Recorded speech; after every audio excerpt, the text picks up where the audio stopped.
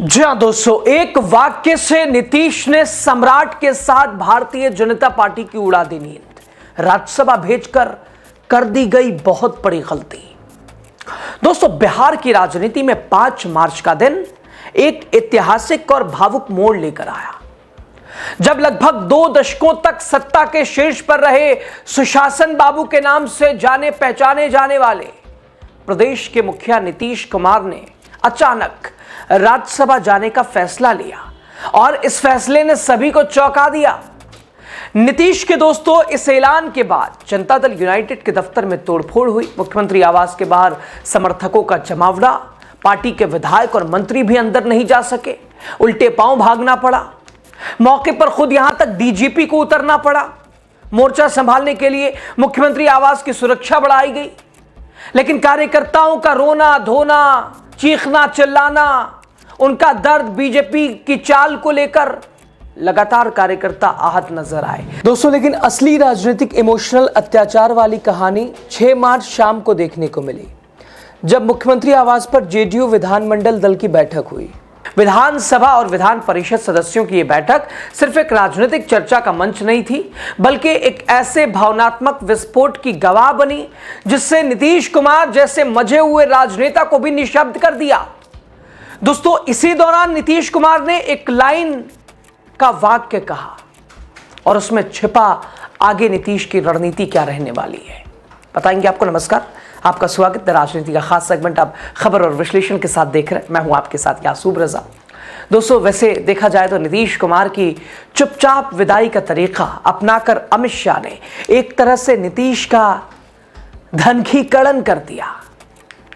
नीतीश कुमार का दर्द सिर्फ जगदीप धनखड़ समझ सकते हैं। दोस्तों, नीतीश कुमार के पहले धनखड़ ही थे जिनका इस्तीफा और इस्तीफे के बाद फेयरवेल नहीं हुई, लेकिन यहीं पर बीजेपी ने बहुत बड़ी गलती की। गलती यह की कि जगदीप धनखड़ और नीतीश कुमार की तुलना नहीं की जा सकती।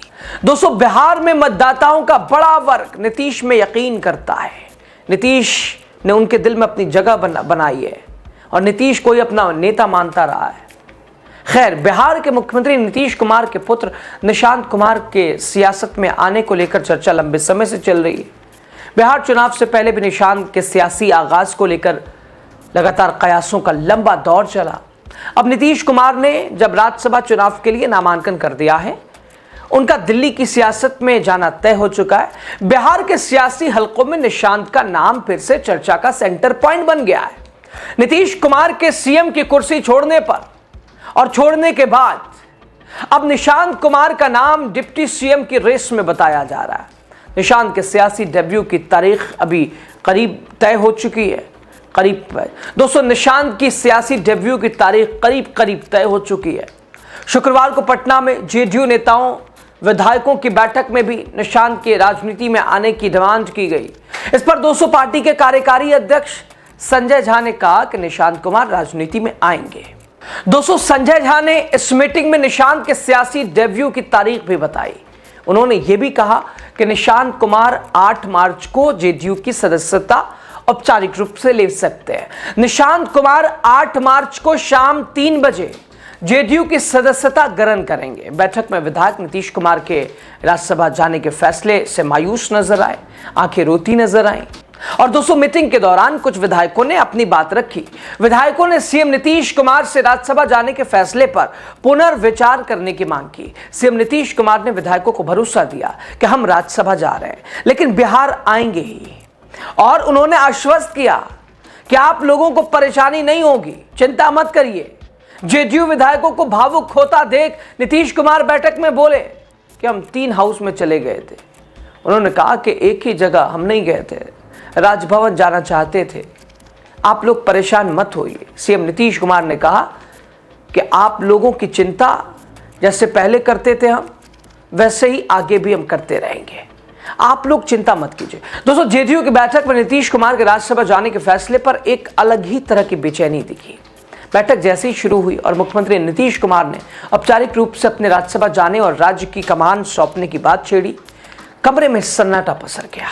बैठक में वरिष्ठ नेता विजेंद्र यादव ने विधायकों की तरफ से कहा कि सच अगर कड़वा होता है तो वो बोलेंगे, उनके मुताबिक बैठक में विजेंद्र यादव ने कहा कि हम लोग आपके फैसले से सहमत नहीं हैं। इतना सुनते ही कमरे में मौजूद कई विधायकों की आंखों में आंसू छलक पड़े। विनय चौधरी खुद को संभाल नहीं पा रहे थे, वो भी रोने लगे। उन्होंने भावुक होकर कहा कि साहब, विधानसभा में हम लोग आपके स्वागत के लिए गुलदस्ता लेकर खड़े रहते थे, अब वो गुलदस्ता किसे देंगे? आपने तो सारा खेल ही खत्म कर दिया। विधायकों का दर्द केवल एक नेता के जाने का नहीं, बल्कि उस भरोसे के टूटने का था जो पिछले 20 साल से बिहार की सियासत की धुरी बना हुआ था। विनय चौधरी ने बताया कि विधायकों ने अपनी ओर से कहा कि हम लोग आपके लिए गए निर्णय के पीछे मजबूती से खड़े रहेंगे, लेकिन इसके बदले में हमें निशांत को सौंप दीजिए। 200 विधायकों ने एक स्वर में मांग की कि अगर नीतीश कुमार दिल्ली जा रहे हैं तो वो अपनी विरासत के रूप में निशांत को उन्हें सौंप दें। हालांकि कई विधायकों का तर्क था कि बिना नीतीश निशांत मंजूर नहीं।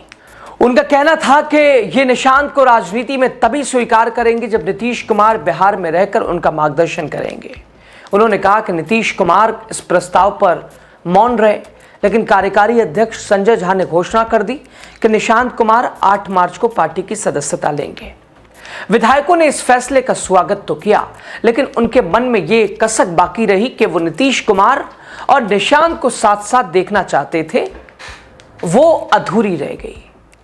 और एक के बदले दूसरे को ध्यान रहे कि नीतीश कुमार के अचानक हुए हृदय परिवर्तन को जेडीयू के अंदर का एक गुट सहज नहीं मान रहा है। दोस्तों, जेडीयू के अंदर भी चर्चा है कि बीजेपी के केंद्रीय नेतृत्व, विशेषकर गृह मंत्री अमित शाह के दखल के बाद ही सत्ता हस्तांतरण का यह फॉर्मूला तय हुआ है। दोस्तों, चुनावी नतीजों के बाद बीजेपी अब बिहार में अपना मुख्यमंत्री चाहती थी। अंदरूनी सूत्रों का कहना है कि नीतीश कुमार इस दबाव के आगे झुके जरूर, लेकिन वो मन से इसके लिए तैयार नहीं थे। यही कारण रहा कि जेडीयू के जमीनी कार्यकर्ता सड़क पर उतर आए, ललन सिंह और संजय झा जैसे नेताओं के खिलाफ सौदेबाजी के आरोप लगाए, उन्हें विभीषण तक करार दे दिया। जेडीयू कार्यकर्ताओं का मानना है कि बीजेपी ने नीतीश कुमार को हाईजैक कर लिया है। जेडीयू दफ्तर के बाहर प्रधानमंत्री मोदी के पोस्टर पर कालिक पोतना इस आक्रोश का प्रत्यक्ष प्रमाण है। दोस्तों, राजनीतिक विश्लेषकों का मानना है कि नीतीश कुमार का राज्यसभा जाना बिहार के लिए एक स्वर्ण युग के अंत जैसा है। नीतीश ने बिहार के साथ रहते हुए भी बिहार को सांप्रदायिक ध्रुवीकरण से बचा कर रखा और क्राइम, करप्शन, इसके अलावा इंफ्रास्ट्रक्चर और इन तमाम चीजों से कभी समझौता नहीं किया। अब सवाल यह कि बीजेपी का नया मुख्यमंत्री क्या नीतीश के उस सेकुलर समाजवाद ढांचे को बरकरार रख पाएगा या नहीं। नीतीश कुमार ने विधायकों को भरोसा दिलाया कि मैं हूं ना, चिंता मत करिए।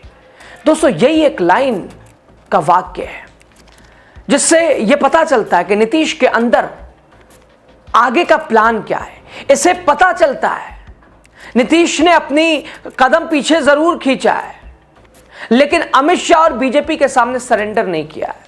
यही नहीं, विधायकों के आंसू और कार्यकर्ताओं का गुस्सा ये बता रहा है कि बिहार की जनता इस जबरन विदाई को स्वीकार करने के मूड में नहीं है। तो ऐसे में सवाल है, क्या निशांत कुमार अपने पिता की विरासत को उसी मजबूती से संभाल पाएंगे?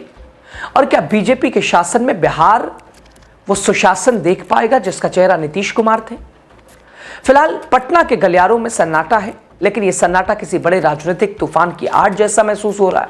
नीतीश कुमार ने राज्यसभा का नामांकन कर दिया है और अपनी नई शुरुआत की ओर कदम बढ़ा दिया है, लेकिन बिहार की सियासत की गुत्थियां अब और उलझ गई हैं। तो सवाल यह कि नीतीश कुमार का दिल्ली जाना, इसके पीछे की वजह, नीतीश कहां मजबूर हुए, क्यों सैक्रिफाइस, कॉम्प्रोमाइज करना पड़ा? और जब 25 से 30 नीतीश, तो ये वादे, ये नारे अधूरे कैसे रह गए? 105 दिन, 4 महीने भी नहीं हो पाए सही से। कार्यकर्ताओं का यही गुस्सा था, लेकिन नीतीश ने कहा घबराइए मत, हम हैं।